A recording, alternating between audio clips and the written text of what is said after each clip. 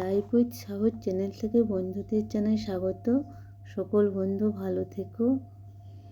রাস্তায় হাঁটতে বেরিয়েছিলাম, রাস্তার পাশে একটা জলাশয়ে মাছ ধরা চলছে দেখতে পেয়ে ওখানে গিয়ে 3 কিলোর একটা কাতলা মাছ আর ছোটো মাছ কিনে বাড়ি ফিরলাম।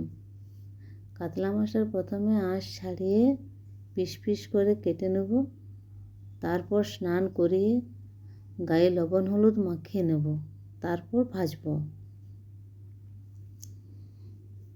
মুন্নি এই যে আমার পাশেই থাকে, আমাকে হেল্প করে। ছোটো মাছগুলোর চাটনি বানাবো আর কাতলা মাছটার হালকা ঝোল বানাবো।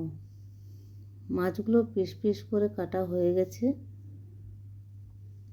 এরপর ভালো করে ধুয়ে নিয়ে লবণ হলুদ মাখিয়ে ভেজে নেব।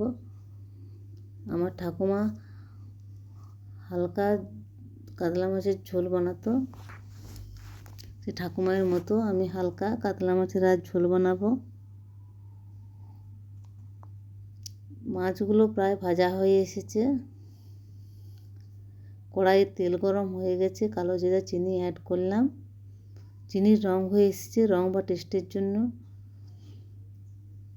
এরপর কাঁচা লঙ্কা, পেঁয়াজ, লবণ, হলুদ, জিরা, তেজপাতা, রসুন, আদা একসাথে অ্যাড করলাম, ভালো করে ভেজে নিচ্ছি তেল না ছাড়া পর্যন্ত। যে মশলাগুলো ভাজা হয়েছে তেল ছাড়ছে, এরপর জল অ্যাড করলাম,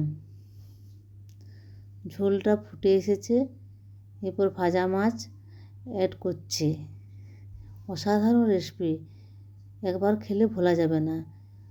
যদি রেসিপিটি পছন্দ হয়ে থাকে লাইক, কমেন্ট, সাবস্ক্রাইব করতে ভুলো না। Thank you.